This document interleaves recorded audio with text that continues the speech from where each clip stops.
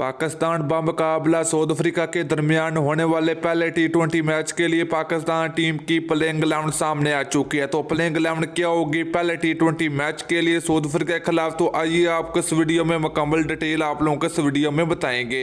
तो प्यारे से भाई, अगर आप लोग चैनल पर पहले मरतबा या फिर अभी तक चैनल को सब्सक्राइब नहीं किया तो बड़े भी बनने जरूर चैनल को सब्सक्राइब कर देना, साथ लगी बेल आइकन जरूर प्रेस कर देनी है, क्योंकि क्रिकेट से जुड़ी हर खबर सबसे पहले और वक्त पर मिलती रहेगी। चलिए दोस्तों, पाकिस्तान टीम की प्लेइंग 11 देख लेते हैं।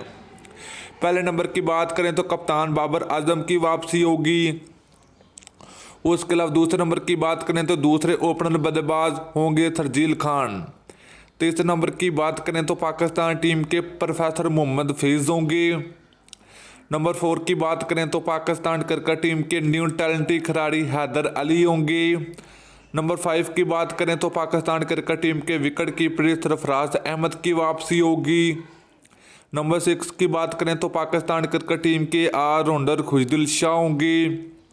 नंबर 7 की बात करें तो पाकिस्तान क्रिकेट टीम के स्पिन बॉलर हमाद वसीम होंगे। तो दोस्तों, इसके अलावा अगर बात करें तो पाकिस्तान क्रिकेट टीम के तीसरे ऑलराउंडर फीम अशरफ होंगे। तो दोस्तों, यहीं पे अगर फास्ट बॉलर की अगर बात करें तो पहला नंबर पर नाम आता आरस रऊफ का।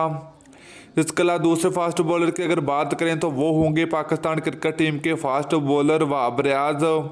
तो दोस्तों, तीसरे फास्ट बॉलर की अगर यहीं पर अगर बात करें तो पाकिस्तान क्रिकेट टीम के स्पीड गनर शहनशाह फरीदी होंगे पहले टी20 मैच के लिए।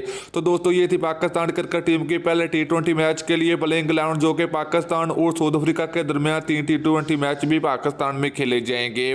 तो दोस्तों, अगर पाकिस्तान क्रिकेट टीम को सीरीज जीतनी है तो पाकिस्तान क्रिकेट टीम को ये प्लेइंग 11 खिलानी होगी, क्योंकि ये प्लेइंग 11 पाकिस्तान क्रिकेट टीम की किसी भी टीम को शिकस्त देने की सलाहियत रखती है। तो वीडियो अच्छी लगी हो तो वीडियो को लाइक और शेयर जरूर कर दीजिए। फिर मिलते हैं नेक्स्ट वीडियो में। अल्लाह हाफिज़।